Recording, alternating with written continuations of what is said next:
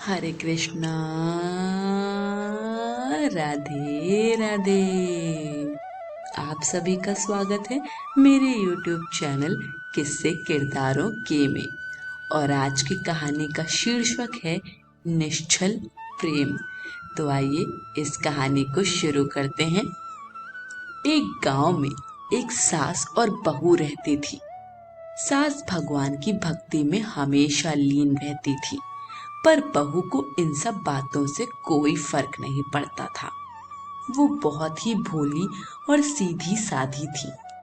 उसकी सास उसे बहुत समझाती थी कि बहू थोड़ा तो प्रभु का भोजन कर लिया कर, भजन कर लिया कर, पर वह तर्क पे तर्क करने लगती। तो फिर सास ने उसे समझाना ही छोड़ दिया। एक दिन सास ने सत्संग का आयोजन करने का निर्णय किया। फिर उसने सोचा, अगर बहू घर पर रही तो कुछ भी अच्छे से नहीं हो पाएगा। तो उसने एक तरकीब निकाली। उसने बहू को बुलाया और एक काला कपड़ा देकर कहा कि जाओ इसे नदी पर धो लो और तब तक धोती रहना जब तक ये पूरा सफेद ना हो जाए। साथ में उसे खाने के लिए एक सूखी मोटी रोटी दे दी। बहू तो सीधी साधी थी। उसे क्या पता कि काले कपड़े को कितना धो लो वह सफेद नहीं होगा। वह कपड़ा लेकर नदी पर चली गई। उसे धोते धोते दोपहर हो गई। अब उसे बहुत ही जोर से भूख लगी थी। वहीं से थोड़ी दूरी पर एक गणेश जी का मंदिर था। वहां उन्हें देखा कि देशी घी मिला के गुड़ का प्रसाद चढ़ाया गया था।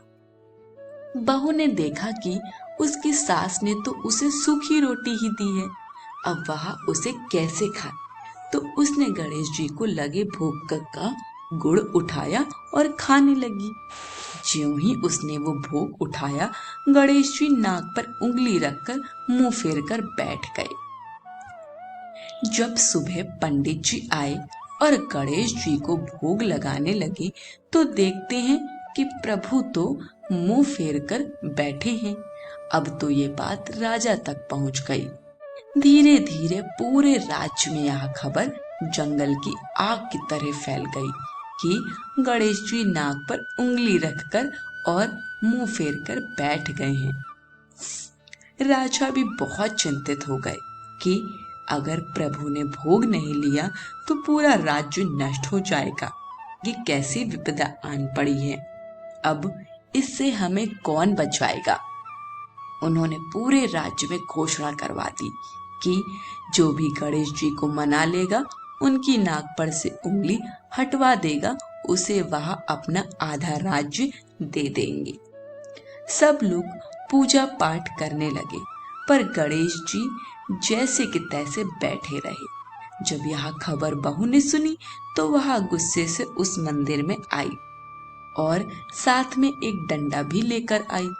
सब लोग उसे बहुत ही हैरानी से देख रहे थे कि ये पागल यहाँ क्या कर रही है। बड़े से बड़े पंडित और ज्ञानी गणेश जी को नहीं मना पाए तो ये पागल क्या कर पाएगी। उसकी सास भी सोचने लगी कि उसकी बहू पागल हो गई है। अब उसकी बहू ने वो डंडा उठाया और गणेश जी की तरफ तान दिया। सब लोग आश्चर्यचकित होकर देख रहे थे। अरे ये क्या अनर्थ कर रही है। बहू बोली, रोज रोज घी वाला गुड़ तो आप ही ना खाते हो, इसलिए आपका मन बहुत बढ़ गया है। एक दिन मैंने आपका घी वाला गुड़ खा लिया तो क्या हो गया। अब हाथ हटाकर सीधे होते हो कि नहीं, या उठाऊं डंडा। ज्यों ही बहू ने ऐसा कहा, गणेश जी तुरंत ही सीधे होकर बैठ गए। भगवान उसके निश्चल प्रेम को देखकर प्रसन्न हो गए और उसे अपनी भक्ति का वरदान दिया।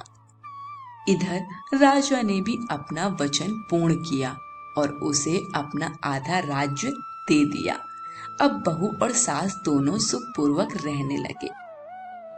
शिक्षा। प्रभु को किसका डर है, वो तो खुद ही दूसरों के डर को दूर करते हैं। लेकिन उन्होंने बहू के गुस्से में छुपे निश्चल मन व प्रेम को पहचान लिया और उससे वो प्रसन्न हो गए। प्रभु कब किस पे अपनी कृपा दृष्टि डाल दें ये कोई नहीं जानता, इसलिए हमेशा प्रभु को याद रखना चाहिए, चाहे वो सुख हो या दुख हो। आज की कहानी यहीं समाप्त होती है। कहानी पसंद आई हो तो कमेंट बॉक्स में हमें अपना फीडबैक जरूर दीजिए। वीडियो को लाइक शेयर करें, चैनल को सब्सक्राइब करें। सभी को हरे कृष्ण, राधे राधे।